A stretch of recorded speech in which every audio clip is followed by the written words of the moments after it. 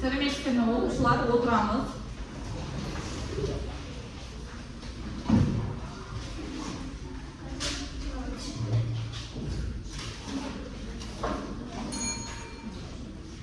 Менің есімім Адалбек Өмірі, мен математика пәнінің мұғалімімін.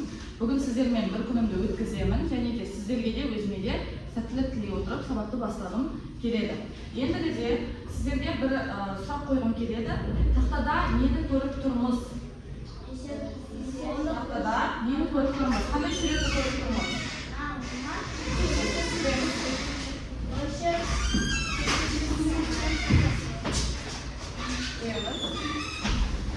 Қандай сурет көріп тұрмыз тақтада?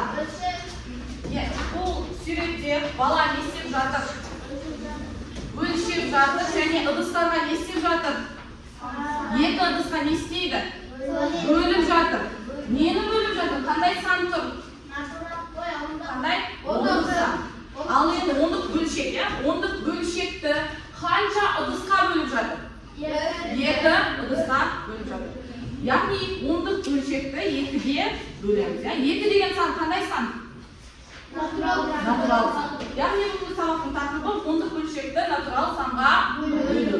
Бірінші бәріңізге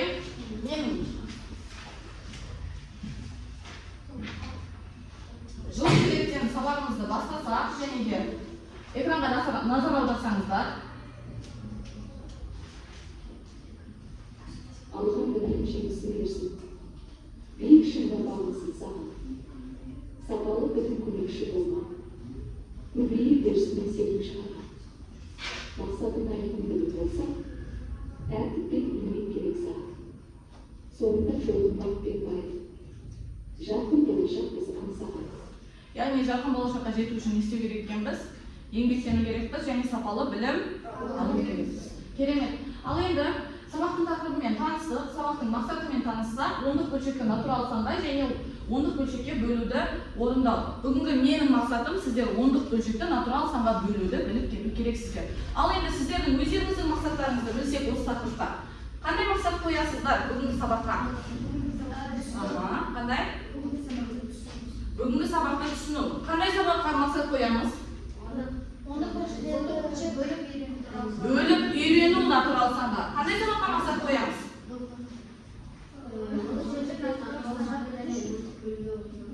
Керемет. Ондық бөлшекті натурал санға бөлуді орындауды біліп кетесіздер. Дұрыс па? Сіздердің мақсаттарыңыз менің мақсаттарыммен үндес екен. Онда бірінші жаңа білімді, яғни жаңа тақырыпты бастамас бұрын, осыған дейін біз қай тақырыпты, қай бөлімді бастап жатырмыз? Ондық бөлшектер бөлімін бастап жатырмыз. Енді осыған дейін өткен білімдеріңізді бірінші қорытындылап алайық, одан кейін жаңа білімді соған қосатын боламыз. Бүгінгі тақырып сұрақ, ондық бөлшек дегеніміз не? Кім айтады? Қоңыраушаларыңызды бассаңыздар. Кім айтады? Ондық бөлшек дегеніміз не? Баса ғой, айта ғой. Тұрыңыз. Тұрыңыз. Ондық бөлшек дегеніміз не? Ондық бөлшек дегеніміз не? Бөлімінде не болушы еді? Өтірі бар және бөлімінде не болушы еді? Онға еселік қандай сандар болушы еді? Натурал сандар. Жоқ, онға еселік. Ойлана ғой, онға еселік. 10, 100 тағы, 1000 тағы, 10.000 тағы, 100.000. Яғни ондық бөлшек дегеніміз бүтін бөлігі бар, жай бөлшегі бар, және де бөлімінде онға еселік 10, 100, 1000 секілді сандар тұратын бөлшекті не дейміз? Ондық бөлшек дейміз. Келесі ондық бөлшек қандай бөліктерден тұрады? Қандай бөліктерден тұрады? Мынау бөлігі не деп аталушы еді?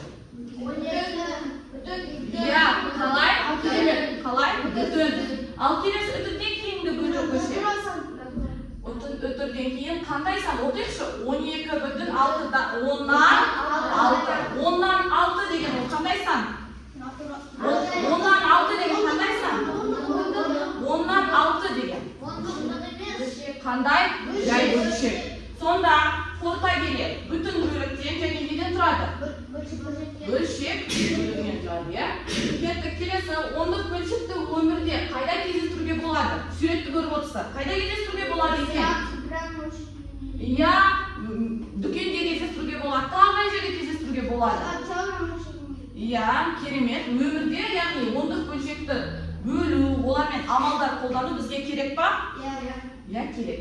Келесі, натурал санды ондық бөлшек түрінде бере аламыз ба? Иә, бере аламыз. Себебі міне, мысалы сіздерде 12 бүтінді мен бере аламын. 12 бүтін не деп? 10-нан 0 деп. Себебі 0-ды 10-ға бөлсем не шығып кетеді бәрі? 0. Бұл өзі қайттан 12 бүтін болады? Түсінікті ме? Кеттік, жаңа тақырып бойынша бірінші топқа бөлініп алайық, иә? Топ атаулары бізде жаңа көзқарас, жыр шеберлер және де жігерлі жасампаз. Топ атаулары біздің осы айдағы құндылығымыз жасампаздық және жаңашылдыққа негізделген. Келсеңіздер, бірінші сайт арқылы бөлінсек, келіңіздер, бірінші топ. Келіңіздер, қыздар. Қараңыздар, бұндар сіздерге ақылбек тұр. Сіздер бұл жерде оның планшетін басу арқылы топқа бөлінесіздер. Түсінікті ғой? Келіңіздер, тез-тез намыр жасап қойып, уақыт үнемдей, жасайық. Жас шеберлер тобына барасыз. Айналам тек сені алға сүйрейтін, идеяларыңды қолдайтын, өзің сияқты жасампаз жандарға толсын. Баса қойыңыз. Жігерлі жасампаз тобына барасыз. Тезірек, баса қойып. Жігерлі жасампаз.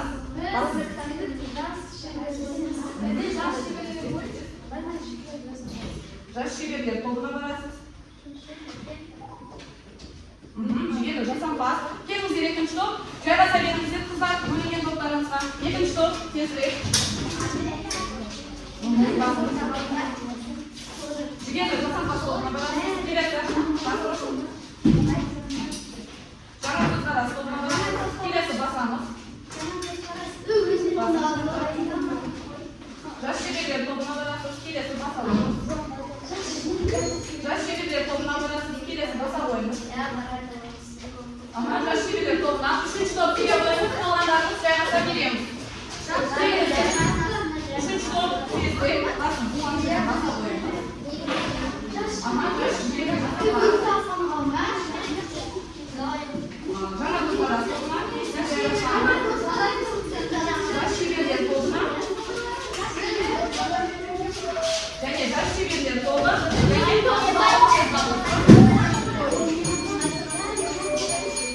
доғарамыз жаңа көзқарас және сізді басамыз.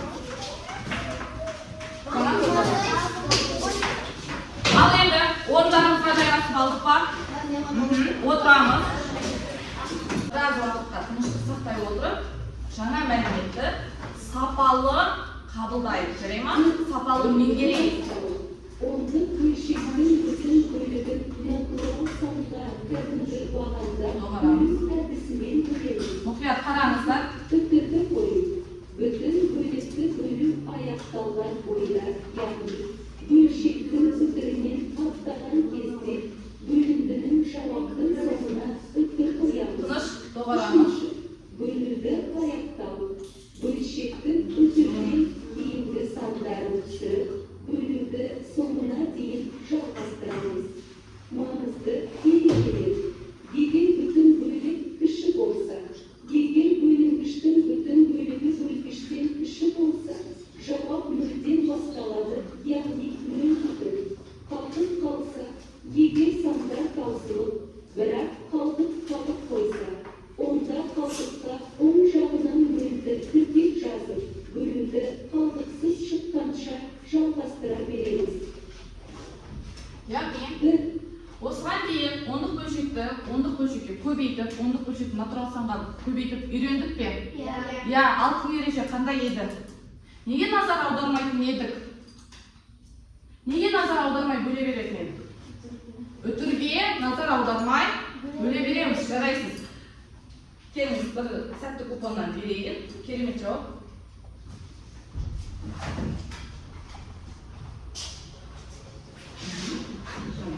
Сәтті купон сіздер зал көмегіне, егер де мұғалім сізге қиын сұрақ қоятын болса, бұдан кейін сіз бос купонды қолданып зал көмегіне жүгіне аласыз.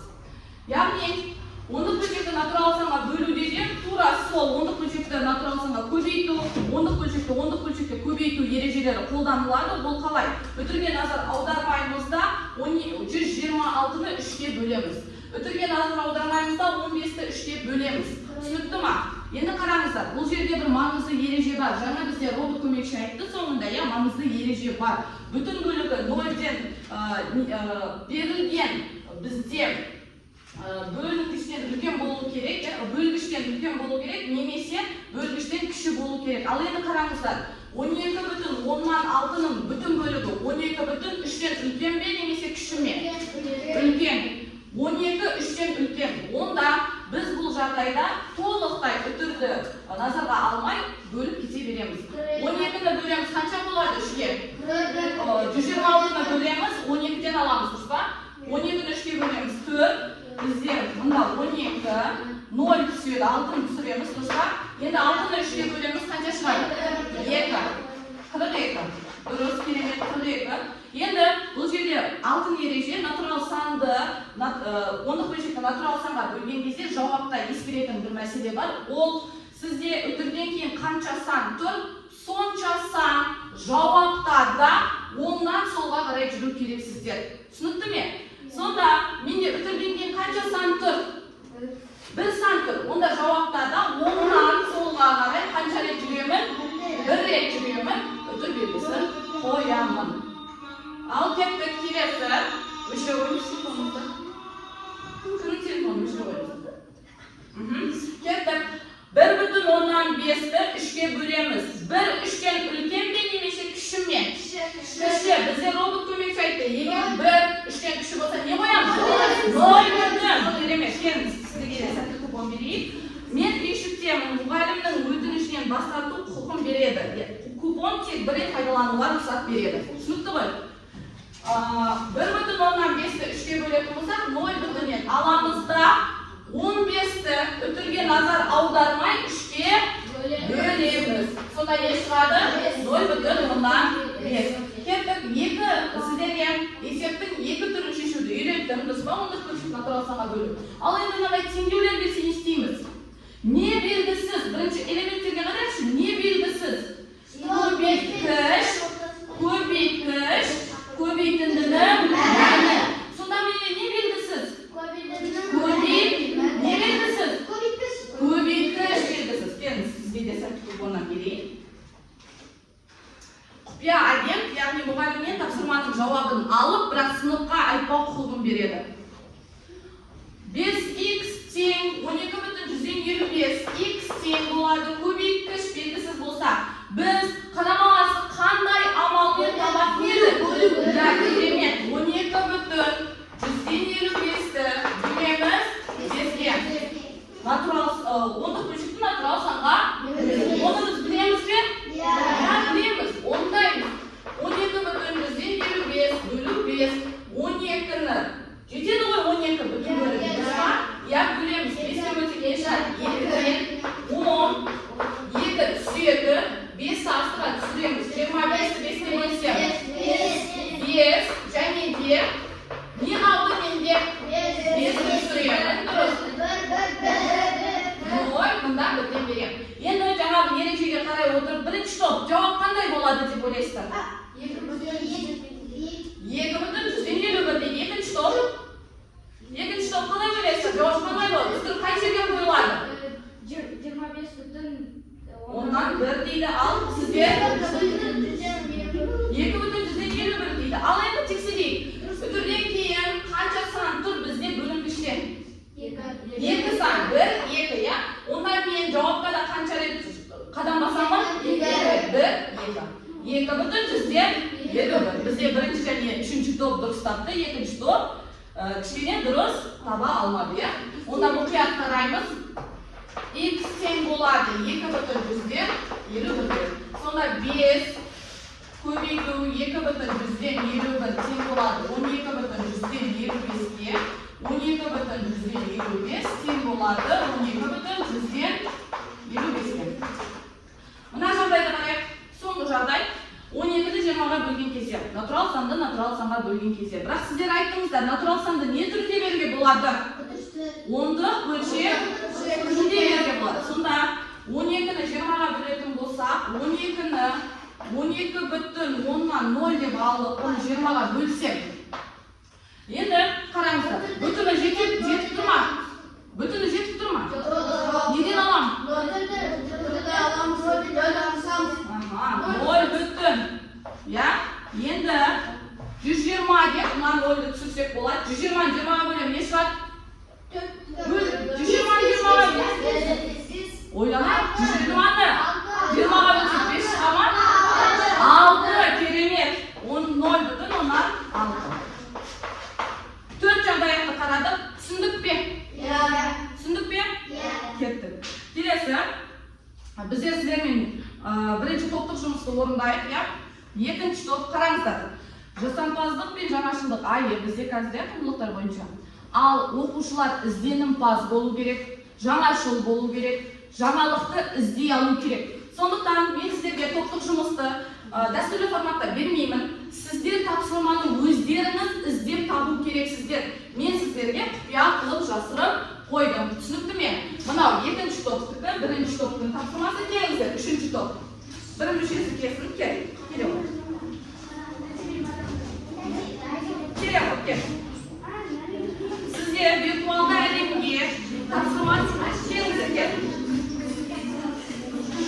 Виртуалды әлемге тапсырма жасырған болса, тобыңызға қатесіз тапсырманы айтуға тырысыңыз. Екінші топ сіздерде Scratch Comics, яғни комикс түрінде тапсырма берілген, және де Scratch қағаздары арқылы бұл тапсырма не істелінген? Жасырылған. Сіздер оны не істеу керексіздер? Табу керексіздер.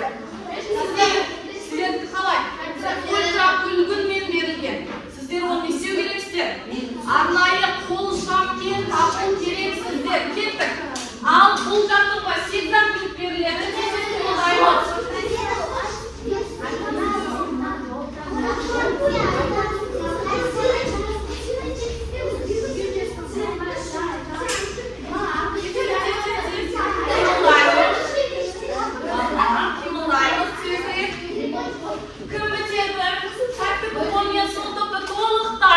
Бағалап беремін. Түсінікті ме?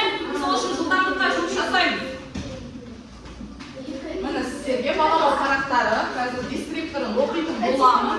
Дескриптор бойынша өздеріңізді бағалайсыздар.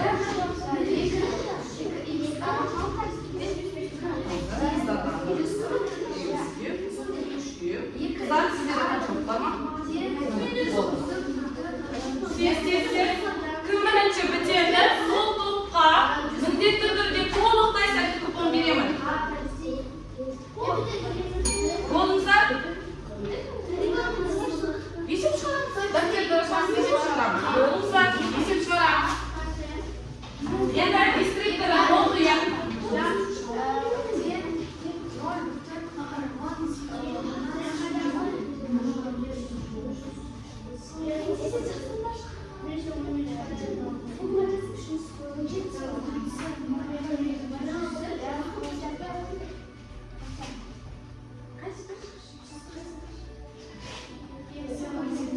Ондық бөлшекті натурал санға бөледі, теңдеудің түбірін табады, кері амалымен тексереді.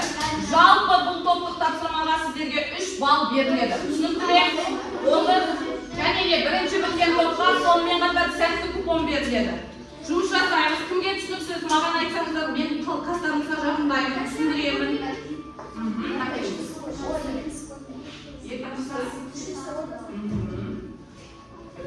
Оны ал. Функция ғой. Мына жақтағы теңгелі айтасыздар ма? Алып келіңіз.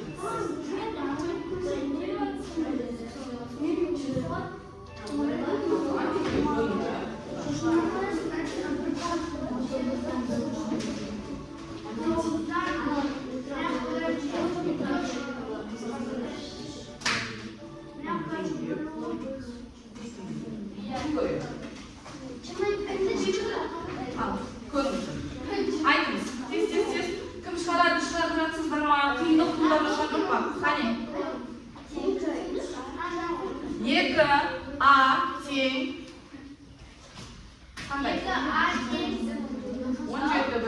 9'den 17.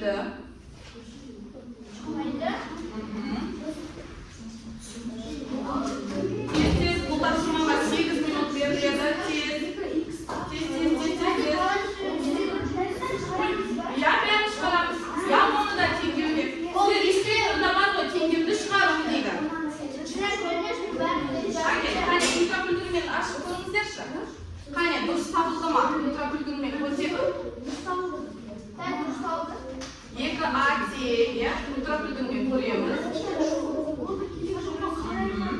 Çıkaramız, bәрі çıkarылды ма? Кім бірінші бітеді? Сәтті көпірмен толықтай бізде бағаланатын болады. Боламыз, кім бірінші бітеді? Сәтті көпірмен бағаланады.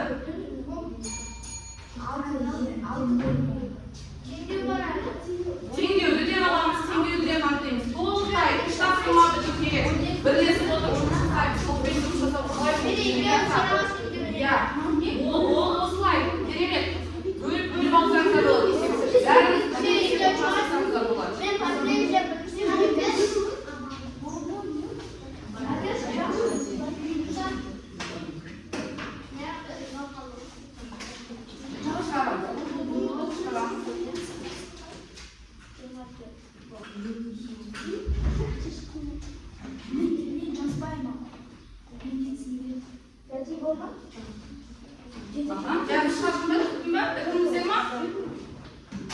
Барлығы біту керек. Барлығы бітті ма? Жоқ, бітпеген. Толықтай сіздерде бірінші, екінші, үшінші бағаның бәрі біту керек. Толықтай бітіреміз.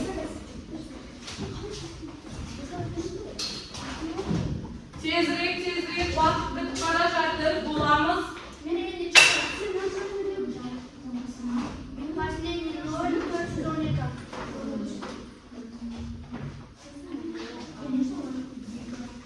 Боламыз.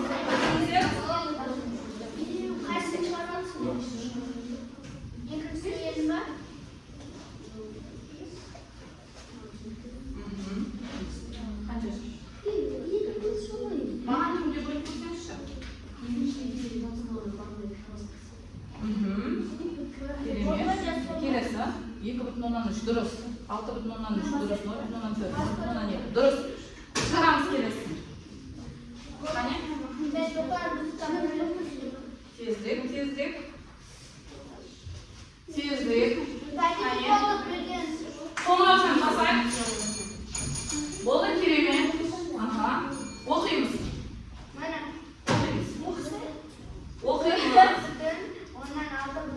Қандай?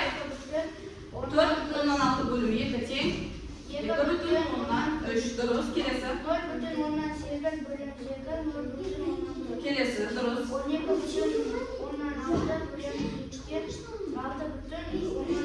Келесі. Келесі дұрыс. Келесі оқиды. Қай топ мүшелері?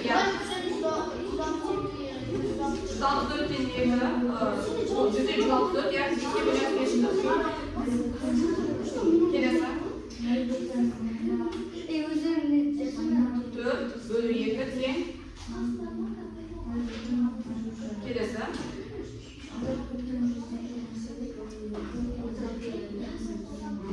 Келесі. 11 бөлу 2 тең. Келесі үшіншісін оқимыз.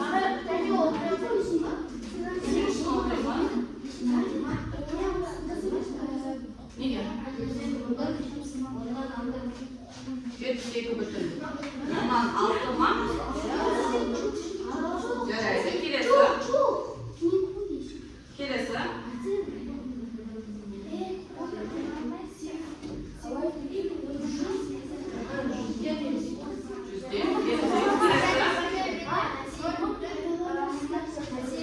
Bir qancha mat qolgan bari durust o'zlaringizga 2 baldan qo'yib chiqingizlar. Qo'yib chiqingizlar 2 baldan. Ya, o'qib qo'yingizlar. Bo'ladi. Bermedim ha. Qo'llanma bo'ladi. Kuponni qo'llanma bo'ladi. Kuponni qo'llanma bo'ladi. Жоқ, қолданма болмайды. Ол үй жұмысынан бастап тұру керек.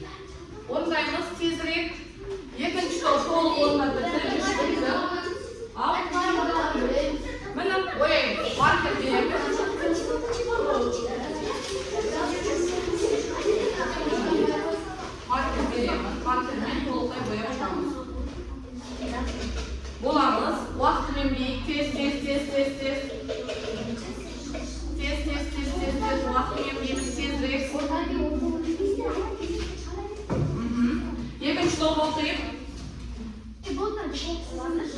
Болды ма? Екінші топ. Жаңа көзқарас. Оқы. Айсен оқы. Жаңа көзқарас. Жоқ, дәптерден оқу керексіздер. Оқыңыздар. 2,3. Аха. 4,6 2-ге бөлсек 2,3. Дұрыс келесі. 0,8 бөлу 2. Дұрыс, керемет, айта бер. Не істемесең менен жатып қалып тұрсың ба? Өз ойыңды айта бер, еркін айта бер. Иә, келесі. 12,6.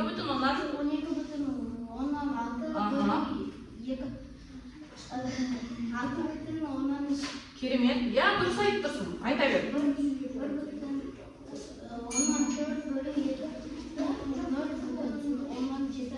Келесі.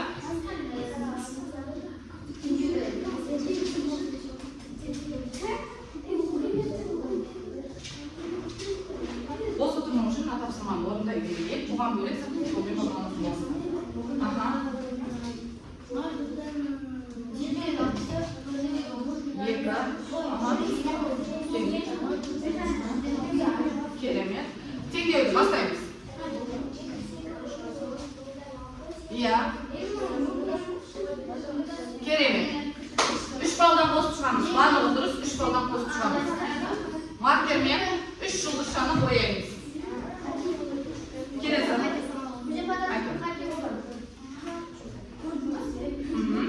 Қолыздың ішінде 2 қанша рет кездеседі? 4 рет, 4 бүтіннен береміз. Дұрыс па? Енді есеп 4 2-ге көбейтемізсе қайда жазамыз? Иә, керемет.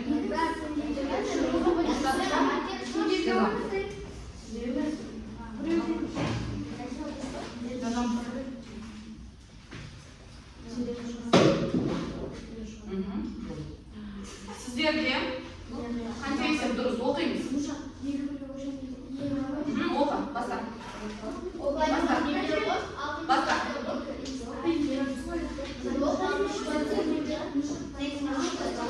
Дәптерден тапсырманы бастай береміз. Келесі, баста.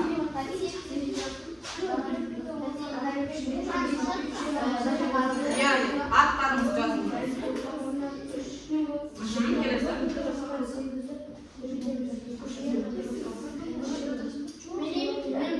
Керемет. Енді бірінші болып бізге біткен топ қай топ еді?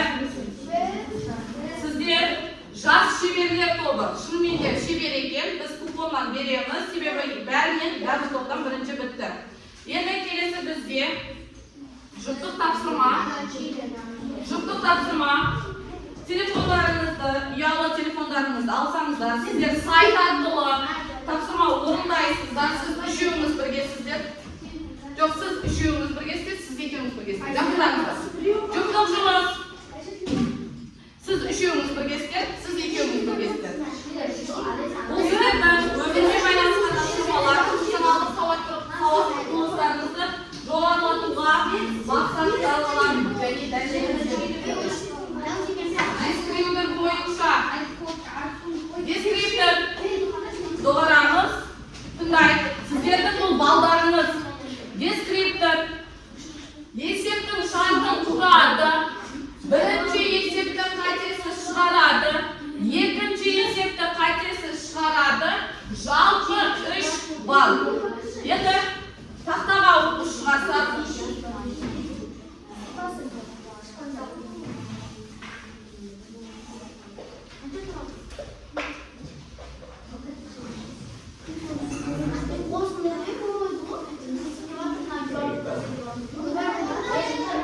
Күйардық, сканер дейміз.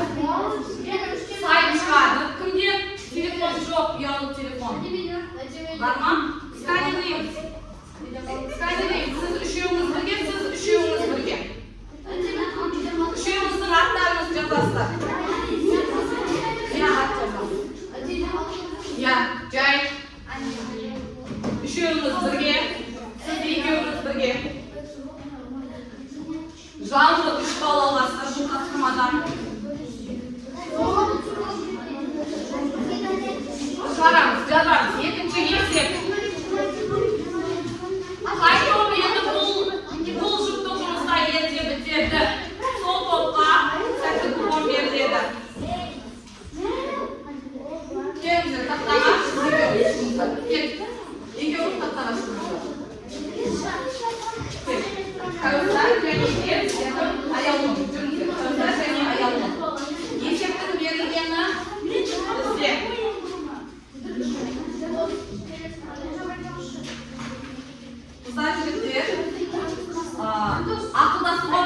жұрттың арасында.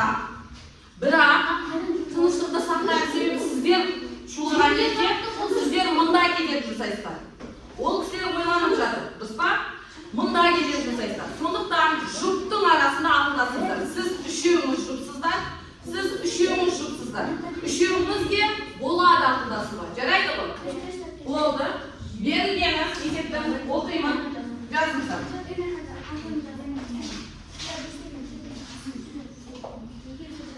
Арман 3 бірдей балмұздақ сатып алды. Ол барлығы үшін 450,6 теңге төледі. Қанша балмұздақ сатып алды? Балмұздақ. Қанша балмұздақ? Үшеу жаза қойып. Жазыңыз. Аспаз 2,4 литр сүт. Сүт қанша келді? 2,4 литр сүтті 3 бірдей құмыраға құйды. Süt kaça litre ekesin? Süt kaça? 2,4 жазамыз. Balmuzdaqa kaça tenge төледі? Құны жаз. Құны 450,6.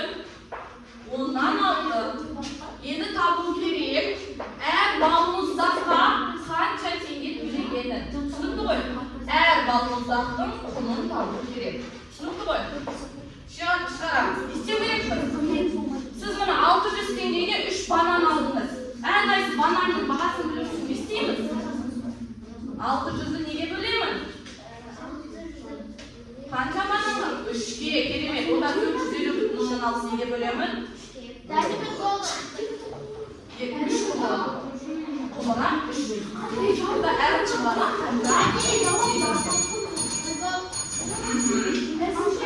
оқимыз. Мен оны WhatsApp арқылы тексеремін. Тыныш доғарамыз.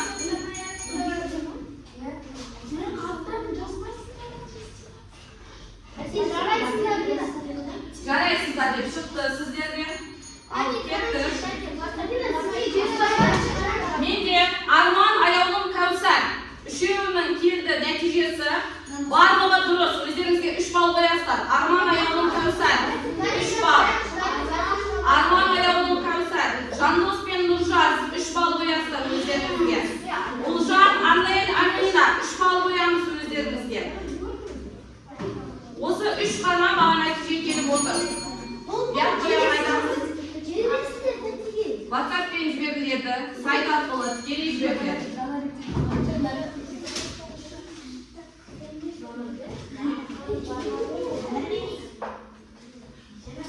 Жеке жұмыс орындаймыз, бастаймыз. Әркім өз орындаймыз. Орындаймыз. Әркім келіп. Айттым ғой, жіберілді ма? Келді ма? Орындаймыз. Данарбек, Бери, Абылай 3 жауапта дұрыс. Өздеріңізге 3 балл қоясыздар. Қане? Айзере, Алия, Ж, Айзере, Қ, Айзере 3 балдан қоясыздар. Барлығы дұрыс. Доғарамыз. Отыр. Жеке жұмыстан бастадық. Жеке жұмыс, керемет. Бізде екінші топ толық бітті, я жұптық жұмыста.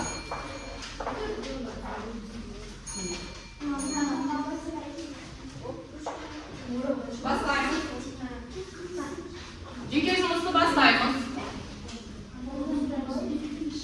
Жеке жұмыс әркім өз орындайды.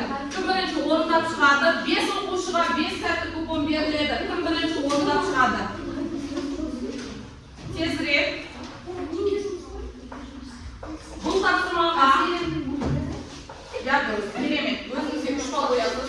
Өтіңіз. Бөлеміз.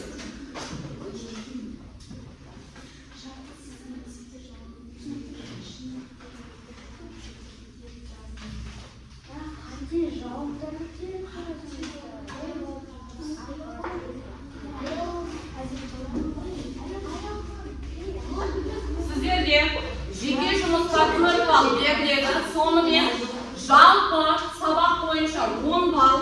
10-дық бөлшекті natural san'a böle alады, dürüst cevaplarda ajrata alады, jay bölşekке және ондық bölşekке, jay bölşekке және ондық bölşekке ayналдыра alады, өзі есеп құрастыра alады, және өз есебін өзі тексере alады.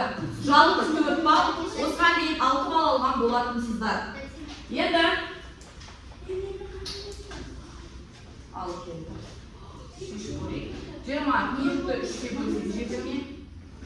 Қанша? Жеті ме деп айтып 3-ке бөлсек? 3-ті 7-ге бөлсек не болады? 3-ті 7-ге бөлсек 24 бола ма? Қанша болады? 22,4-ті өзіңізге 1 балл қосасыз. Жақсы? Өзіңізге 1 балл қосасыз. Қателіктің қайда екенін білесіз ғой? 14 онда бөлінеді ғой. Артынан 10 қосса қанша болады? 120-ға бөліне ма? Иә, бөлінеді. Иә, 3 балл қоясыздар. 3 балл. Иә, тағы 3 балл. Жүктік жұмыс үшін тағы 3 балл. Сонда сіздерде 6 балл болу керек. 3 балл қояйын. 3 балл және 3 балл. Керемет, жандоста 6 балл бар екен. Ендігі 4 балл алуға мүмкіндігі бар. Тезірек, бізге бұл тапсырмаға 5 минут берілген. Тез ойланамыз.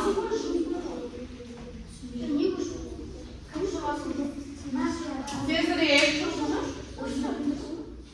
Қыздар, жігіттер, тезірек ойланамыз, тезірек шығарамыз. Алғашқы болып біткен бесеуіне 5 сәтті купон беріледі. Тезірек. Кім бітті? Біттің ба? Böyle olsun.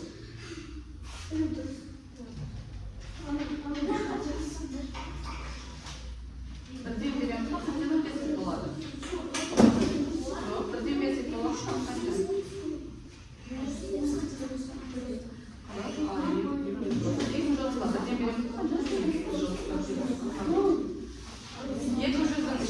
Қанша бүтін бар? 5 жасамыз.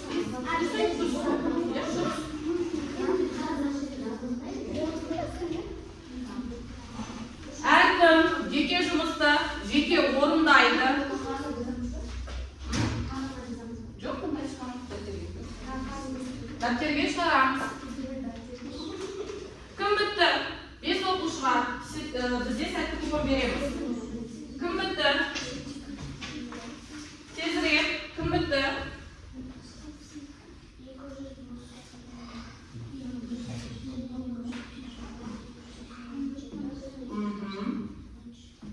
Кім бітті? Иә, біткенше бағана айттық қой. Соңынан 0 тіркеп, қалдықсыз қалып есеп шыққанша шығара береміз. Біттіңіздер? Керемет. 1 сәтті купон иесі анықталды.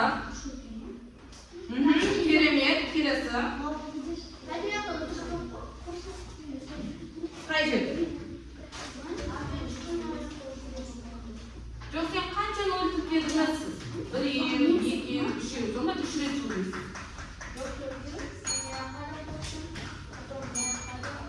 Онда 4 рет жүрмейсіз. 4 рет жүрмейсіз.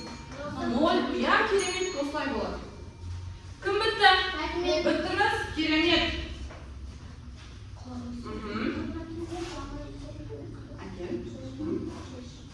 Өзіңіз құрған есебіңізді оқисыз ба?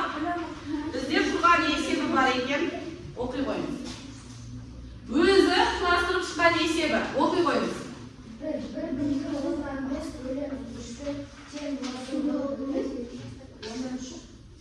5-ке бөліп жатыр ма? 3-ке ма? 3-ке болса дұрыс емес. 5 болады. 0,5 керемет келесі.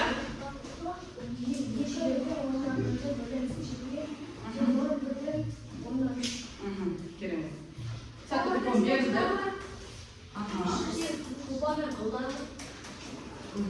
Енді. Жақсы.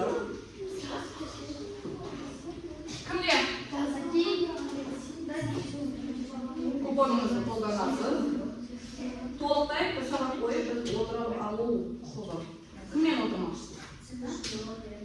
көмек сұрау дейді.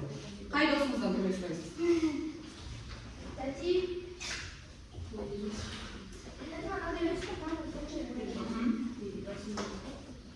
Бітістік пе?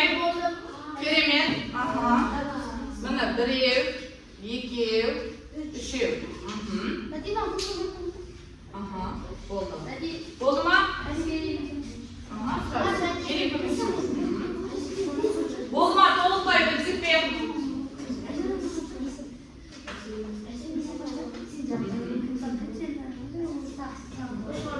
Жақсы. Жеке жұмысқа берілген уақыт осымен бітті. Енді тоқтаңыздар. Кім қанша есепті толықтай шығарды? Үш есеп. Иә. Үш есеп. 4 балл қосасыздар. Кім? 4 балл қосамыз тағы. Қанша есеп толықтайсыздар? Бір есеп бар ма? 1 баллдан қосыңыздар. Үш есеп қосамыз 4 балл. Қосамыз 3 балл қосайық. Екі. Қанша? Екі есеп бар. 3 балл қосамыз. Қанша? 3 балл. 4 есеп. 4 балл. Бері екеуіңіз шығарып жатсыздар. Тағы өздеріңізге қанша? 1 балл қосасыз сіз. Бері өзіңізге 3 балл қосыңыз. Бәріміз біттік, иә? Енді маған мұқият қараймыз. Қалам заттарды қоямыз, мұқият қараймыз. Айтып өткенімдей, қазір бізде жаңашылдық айы, иә? Соңғы істерді туғысын осымен сабақты қорытындылаймыз. Қараңыздар. 100-ден 1 идея дейді. Мен сіздерге сергітуге осындай бір әдісті қолданғым келеді. Қарапайым күнделікті қолданатын нәрселеріңіз соған сіздер басқаша жаңаша идея айту керексіздер. Мен бірінші бастаймын. Мен сіздерге бөтелкен, пластик бөтелкені су ішуге қолданбаймын, мен оған гүл егемін. Мен CD-дискті тек қана видео көру үшін қолданбаймын, қолым күймесін деп стаканның астына қоямын. Мен жұмыртқаның ыдысына өзімнің әшекейлерімді саламын. Сол секілді қолданып жүрген күнделікті іс емес, басқаша жаңа идея ойлап табыңыздар. 1 минут беріледі, тоқтасып жұмыс жасайық. Кеттік, тоқтасып жұмыс жасайық. Кеттік, тоқтасып, сіздерді тоқтасып. Ең өздік бір идеяны анықтаймыз.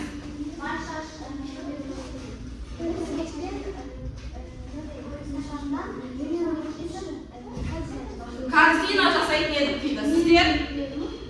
Сіздер гүлге су құятын едіңіздер, сіздер гүл егетін. Болды, жарайсыздар. Енді мұқият қараймыз. Сіздерге мен сері байланыс беретін қағаз берген болатынмын сабақтың басында.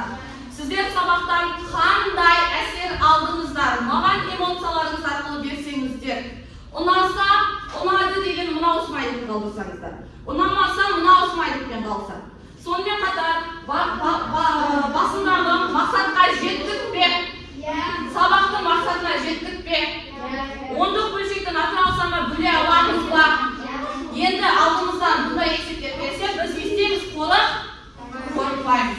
Керемет, балдарыңызды оқып жіберсеңіз, жандос бізде 10 балл алыпты.